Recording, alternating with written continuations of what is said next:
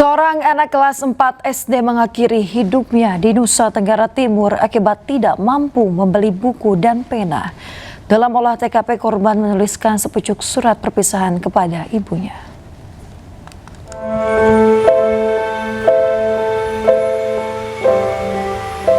Indonesia kembali berduka dengan hilangnya nyawa seorang anak di Kecamatan Jerebu, Kabupaten Ngada, Nusa Tenggara Timur.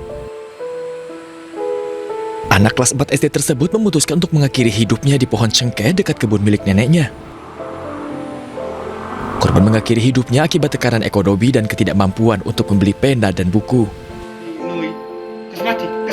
Saat melakukan olah TKP, petugas menemukan sepucuk surat dari korban yang mengucapkan perpisahan kepada ibunya. Kalau keseharian yang kami tahu di tetangga, ini anak ini tidak tahu lagi, mungkin dia juga terasa beban hidup terlalu tinggi karena tiap hari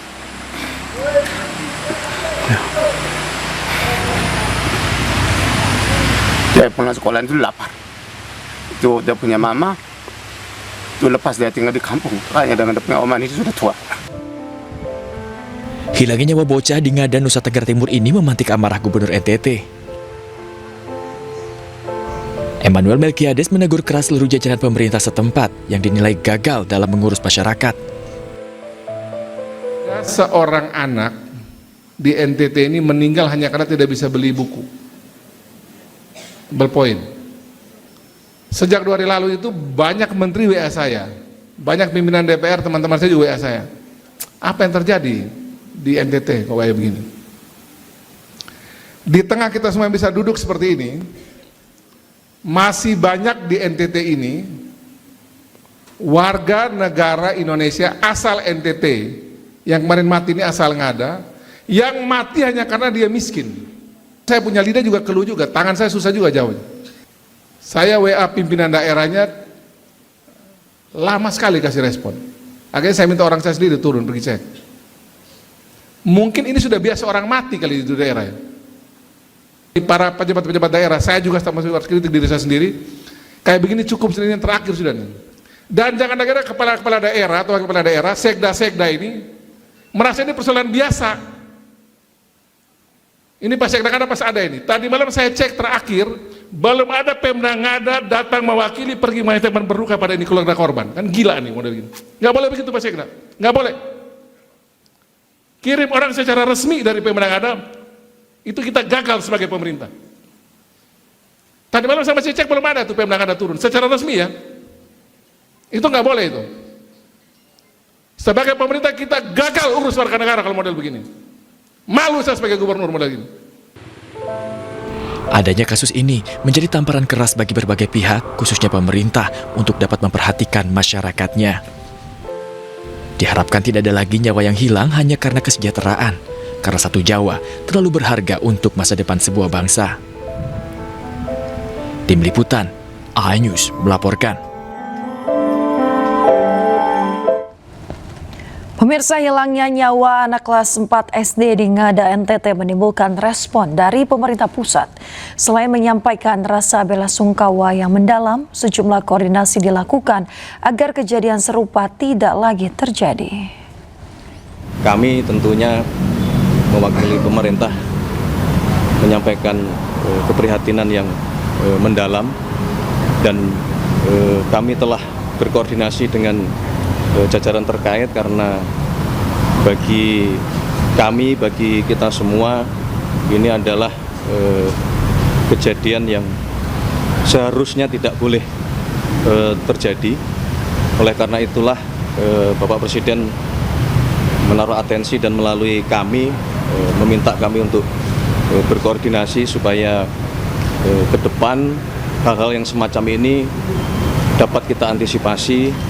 Apabila memang membutuhkan bantuan alat tulis, bantuan apapun, itu harus segera ditangkap dan disampaikan. Jangan sampai beban-beban ekonomi tidak tersampaikan kepada para pejabat ataupun tokoh masyarakat. Karena kasusnya sepele yang kemudian sangat mengharukan itu tidak boleh terjadi lagi. Jadi kepada masyarakat, kalau ada masalah soal ekonomi, soal utang, soal apa saja, soal alat tulis, pendidikan terutama, sampaikan kepada kita. Tentu kita prihatin dulu ya dan turut berduka. Yang kedua, ya tentu ini menjadi perhatian, menjadi atensi kita bersama. Ya tentu bersama pemerintah daerah. Kita harus memperkuat pendampingan, kita harus memperkuat data kita. Ya, kita harapkan tidak ada yang tidak terdata. Ini hal yang sangat penting, saya kira kembali kepada data. Bagaimana data ini kita sajikan sebaik mungkin sehingga kita bisa menjangkau seluruh keluarga-keluarga yang memang memerlukan perlindungan, memerlukan rehabilitasi. Kita ke informasi lain, pemirsa Komisi Pemberantasan Korupsi tangkap mantan pejabat Bea Cukai saat operasi tangkap tangan di Jakarta dan Lampung. Dari OTT tersebut KPK sita uang dan emas sekitar 3 kg.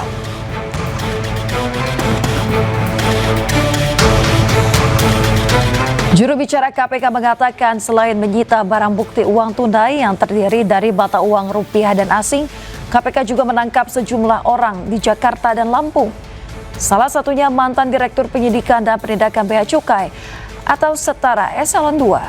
Penangkapan terkait dugaan korupsi impor. Yang bersangkutan pejabat Eselon II di Bea Cukai. Sebenarnya sudah mantan Direktur Penyidikan dan Penindakan. Itu yang kemudian diamankan di wilayah Lampung. Berapa orang? Yang mana? Yang kasus yang ini berapa orang yang diamankan? Ini ada beberapa orang yang diamankan dan ini teman-teman juga masih bergerak di lapangan, jadi nanti kita akan update perkembangannya. Barang bukti yang kedua ini kira-kira apa? Barang bukti, untuk barang bukti ada uang tunai baik rupiah maupun mata uang asing dan juga logam mulia untuk uang senilai miliaran rupiah. Kemudian logam mulia itu ada mungkin sekitar 3 kg emas. Ya terkait dengan beberapa barang yang masuk ke Indonesia begitu ya. Selain di Jakarta dan Lampung, pemirsa, Komisi Pemberantasan Korupsi juga gelar operasi tangkap tangan di kantor pelayanan pajak Madya Banjarmasin, Kalimantan Selatan. Pihak kantor pelayanan pajak Pratama Banjarmasin di kawasan Lambung Mangkurat membenarkan adanya pejabat yang diamankan KPK untuk keperluan pemeriksaan lebih lanjut. Sementara PLT Kabid P2 Humas Kanwil DJP Kalselteng Triwibowo menyatakan otoritas pajak menghormati langkah-langkah yang diambil para penegak hukum dan akan bersikap kooperatif dalam menindaklanjuti temuan KPK sesuai dengan ketentuan yang berlaku.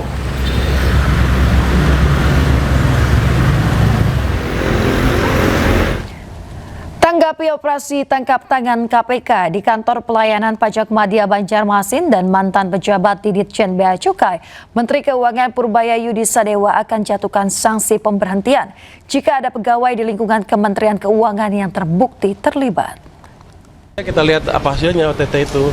Kalau memang orang pajak dan Bea Cukai yang bersalah ya harus ditindak secara hukum sesuai dengan peraturan yang berada.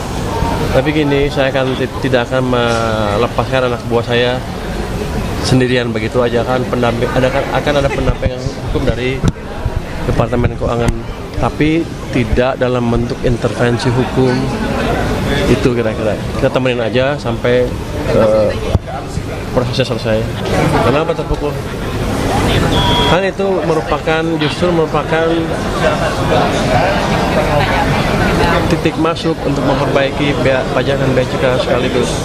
Kemarin kan bea cukai udah saya abrik, kan yang dapat yang dipinggirkan udah terdeteksi emang sebelumnya emang ada sesuatu yang ada di situ.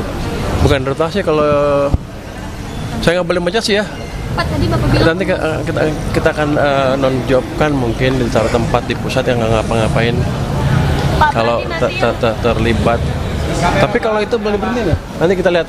Kayaknya sih kalau terbukti salah bisa diberhentikan, sekarang berhentikan.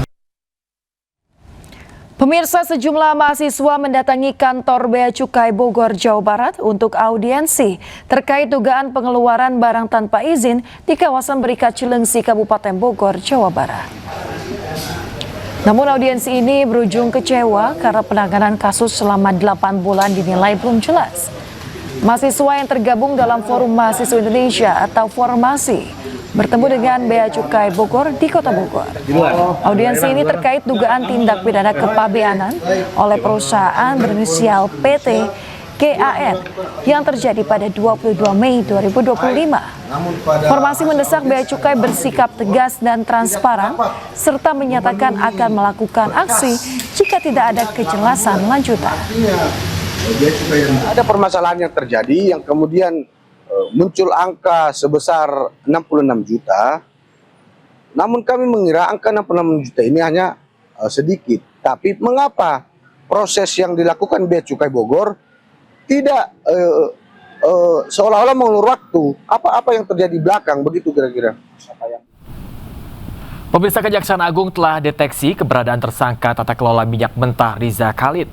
Kapus Penkum Kejagung tersebut menyebut buronan Riza Khalid berada di kawasan Asia Tenggara.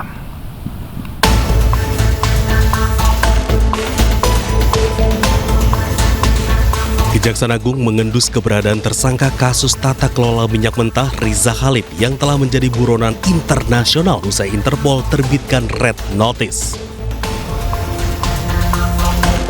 Kapus Penkum Kejaksaan Agung Anang Supriyatna mengatakan Riza Khalid berada di wilayah Asia Tenggara atau ASEAN.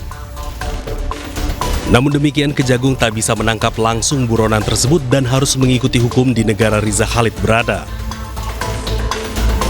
Informasi dari penyidik sih ada di salah satu negara. Negara di wilayah ASEAN. Informasi penyidik, tapi pasti saya tidak bisa memastikan. Yang jelas dengan terbitnya Red Notice ini akan membatasi ruang gerak yang bersangkutan karena akan termonitor oleh imigrasi seluruh negara-negara yang terikat dengan Interpol.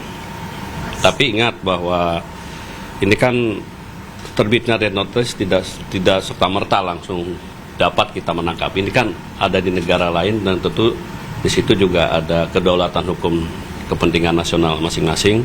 Dan sistem hukumnya yang berbeda, ini perlu pendekatan, baik itu diplomasi hukum, yang jelas nantinya kita akan tetap berkoordinasi dengan saka terkait. Red Notice Riza Khalid resmi terbit pada 23 Januari 2026. Dengan terbitnya Red Notice ini, gerak Riza Khalid semakin terbatas.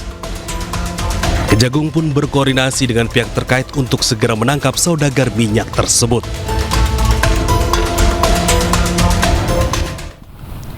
Presiden Prabowo Subianto kumpulkan mantan Menteri Luar Negeri dan Wakil Menteri Luar Negeri di Istana Kepresidenan Jakarta. Selengkapnya akan hadir usai jeda, pemirsa, tetaplah di Adi Spani.